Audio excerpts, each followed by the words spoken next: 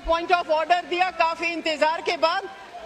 एक इंतहाई हसास मामला है जनाबी स्पीकर, यहाँ से मुतनाज़ा तरामीम पेश की गई है, मुतनाज़ा कानून साजी कल जिस उजलत में की गई है हमें बोलने नहीं दिया गया।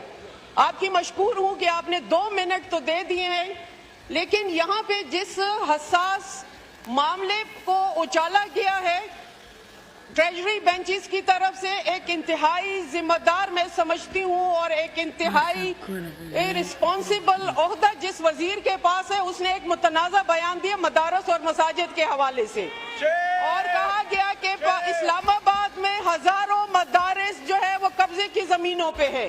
जनाब स्पीकर, मैं कहना चाहती हूँ कि ऐसे हजारों लोग आए और गए, मदारिस और मसाजिद कल भी कायम थे, आज भी है और ता कयामत कायम व दायम रहेंगे। And the ulama knows the respect and the importance of the pulpit and arches.